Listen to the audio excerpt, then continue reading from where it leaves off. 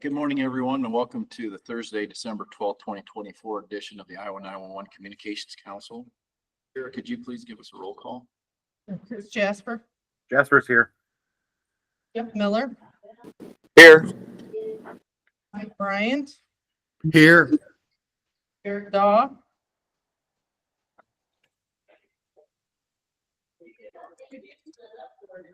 Lynn Tazioli. Chris Hare, are you on for Lynn? Yes. You. Student. Here. Rod Dennert. Here. Adam Welp. Here. Four. Okay, thanks. Could I please get a motion to approve today's agenda? Do the motion. Second, Jasper, second. any discussion? All those in favor, signal by saying aye. Aye. Aye. Aye. And same sign. Approved. And likewise, should I get a motion to approve the November 14th, 2024 minutes? Jasper, motion. Do I have a second? Welcome second. Any discussion? All those in favor, signal by saying aye. Aye. Aye. And same sign.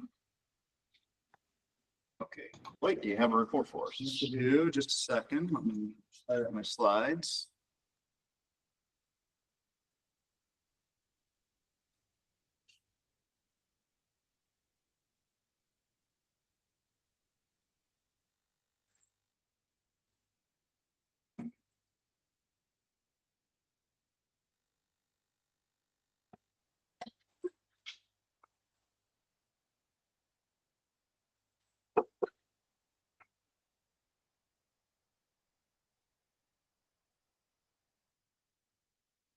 That's okay. We'll go with this.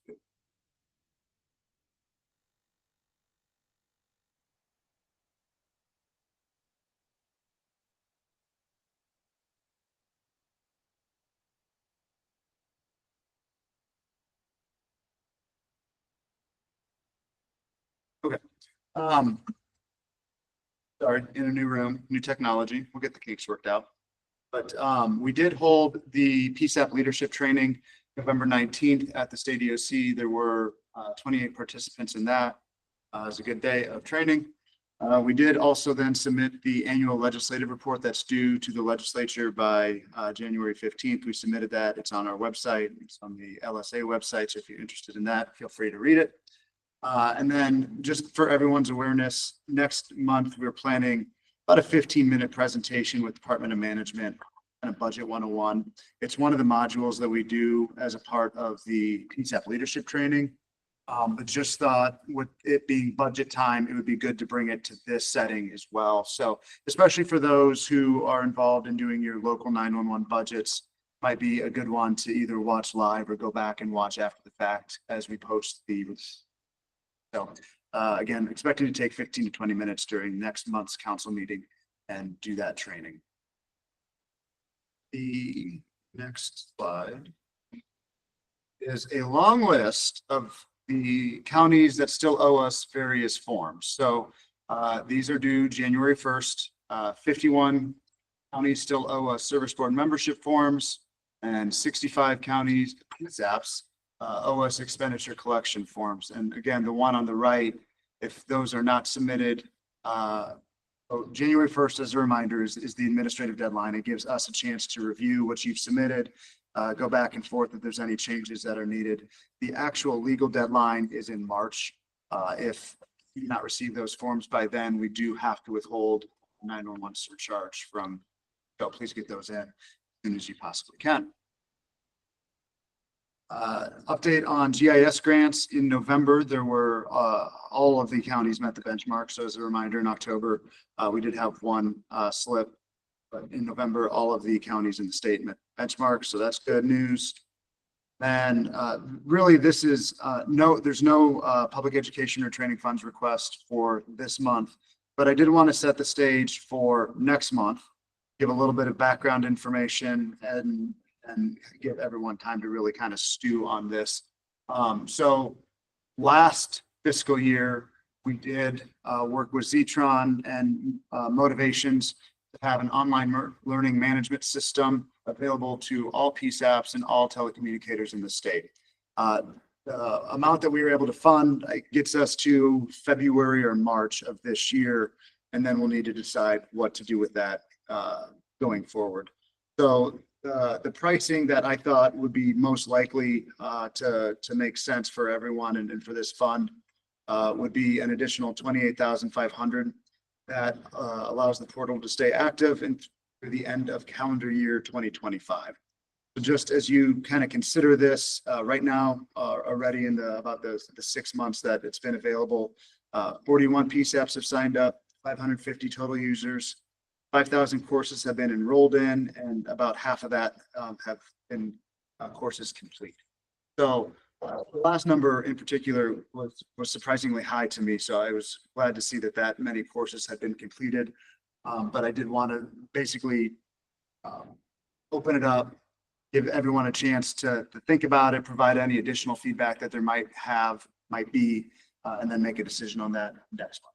So really just an introduction to that topic for next month. That is my presentation. I would take any questions, and if there aren't any, I would turn it over to Lynn with Zetron. Good morning. Can you hear me? Yes. Okay. Yeah, next slide. Not too much to note as we go into the holiday free season. Things are a bit quiet. Next slide is the map. It has not changed. Next slide is also about the learning management system. Just wanted to let all the Iowa Shared Services PSAPs know that we have loaded the Max Call Taking training course in, and I believe you have all been contacted by Christy. She's getting you set up so that you'll be able to use these training materials for new hires or for training refresher courses for existing staff. But I did also want to give a reminder that PSAPs, they can have their other CPE vendors. So PSAPs that are not on the shared services and they're with other CPE vendors, they can ask them to contact Christy and load the training for them as well. It's available for all training materials. And that's it for me.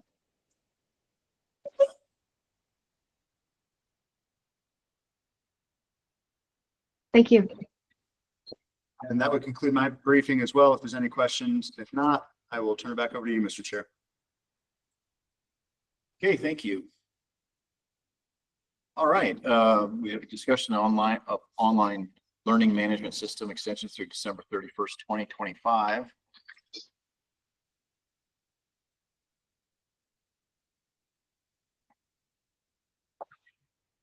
Open discussion. Okay, all right. Anybody who wishes to speak on that, ask questions or in a way related to that? I guess, Blake, do we have any sort of way of knowing how many people in the state are utilizing it or completing the training? Yeah, that was actually one of the stats on the slide. Oh, maybe I missed it then. Sorry. You're good. I'm not going to fiddle with putting it back on the screen, but give me a second and I'll read it off again. Well, if you send it out, I might have it here. No, you're good. So right now there's 41 PSAPs signed up. Okay. The only thing limiting that is PSAPs not signing up. So if you are interested, there's no steps involved other than registering your PSAP and getting users signed up. So there's 550 total users. If memory serves, that would be about half of the telecommunicators in the state. 5,000 courses have been enrolled, 2,000 courses have been completed. That's since about, what did we do? May of last year is when we implemented that.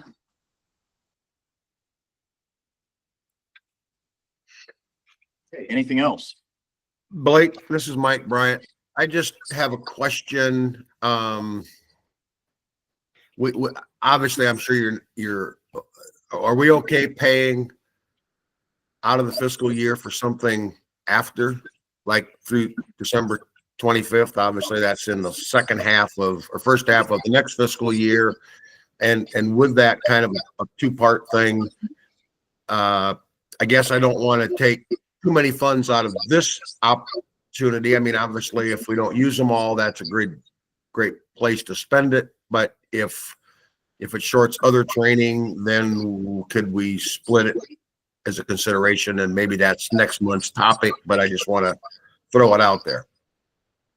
Yeah, so what we've already done is cross fiscal year boundary, but we pay it as part of an existing contract. So Okay.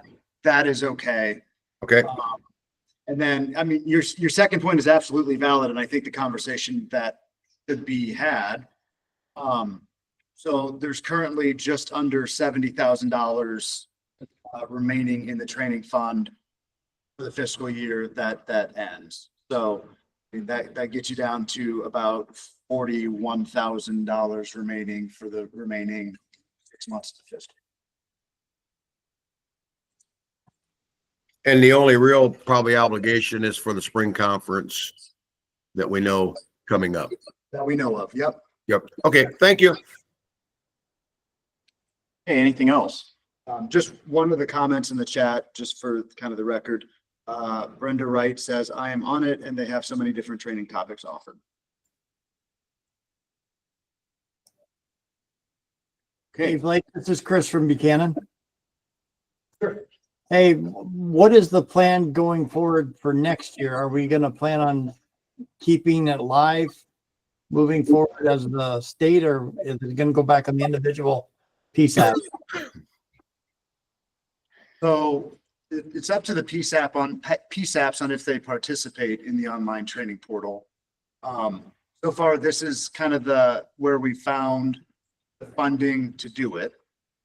I kind of had a pilot phase where there were 10 to 15 users, and we kind of progressed through, I don't know if you want to call it a second pilot, where we open it up statewide. I mean, at some point, it'd be nice to maybe make a long-term decision on funding it kind of in perpetuity. But I will also say, with the $100,000 training fund, there's been years that it hasn't all been used. I think we've looked at doing various statewide initiatives to make sure that we spend that. We've done text to 911, public education campaigns. We've done the children's activity book for 911. So kind of a little bit of a regular occurrence where we do kind of a statewide, the benefit of local PSAPs initiatives, where we help spend some of that funding. So that's a little bit of what the approach we've taken. But if there's a different route that somebody wants to go, I think that's the very conversation we want to have. Okay, thank you. Yes. In light of the conversation, does it potentially make more sense to fund out through the end of the fiscal and put it in as a line item for budgetary consideration for the next fiscal year?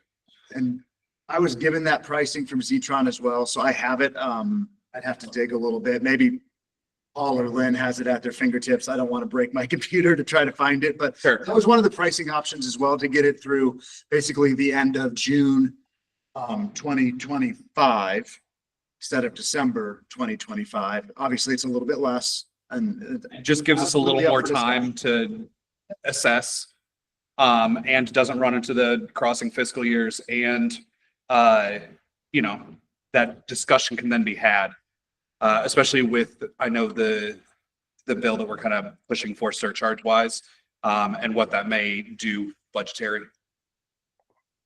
If I know it's going to take longer than that. I'm just saying, if we get a little further along, we might know more of what that's going to look like futuristically speaking.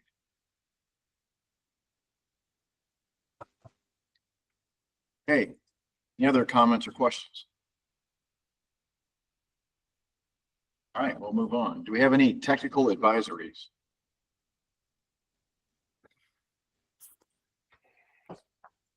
None. You get an update of Iowa Statewide Interoperable Communication System Board, Ms. Nichols.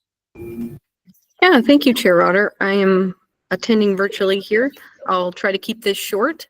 I did want to report out that the EFOG beta test was finalized. So if you have not heard, the eFog is available on a downloadable application. If you need information on how to get that, please let me know. That is a field operation guide. So especially county personnel probably do that on their phone or device. So please reach out to me if you Haley, we're losing you. Your audio is going out on us. Okay, sorry. I'll in a bad location. This hotel is poor. Can you hear? Not really.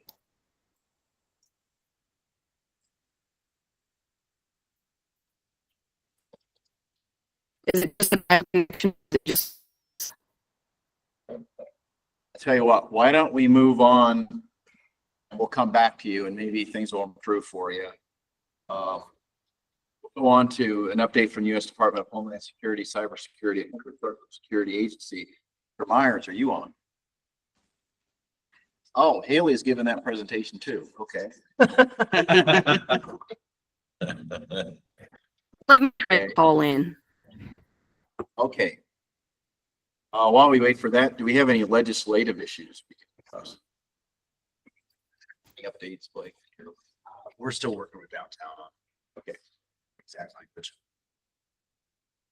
All right. Do we have any information sharing by council members?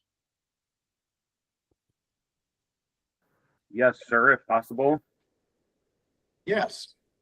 I just wanted to let everybody know that the award information for the Nina and APCO awards for the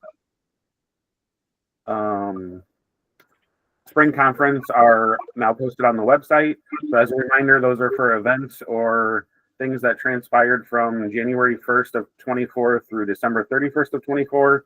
We have Telecommunicator of the Year, Team Telecommunicator of the Year, CTO of the Year, Leader Supervisor of the Year, and a Technology Innovator of the Year. So all that information is available on the website. Nominations are due back by the end of January, and the awards will be given out and celebrated at our awards dinner at the spring conference on April 28th. I think that's it. All right. Thank you. Any other information sharing? Okay. Heard from Ms. Nichols. Yeah. Ellie, can you hear us?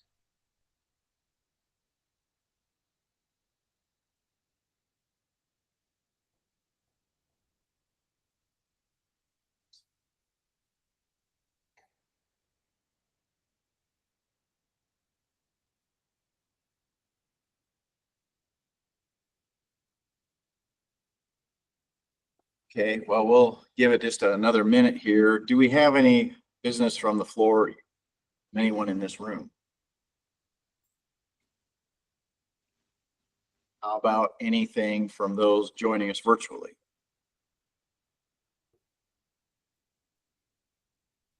Okay. Well, since we cannot make contact with Ms. Nichols, we might just have to get a double report next. In light of that, anyone wish to make a motion to adjourn?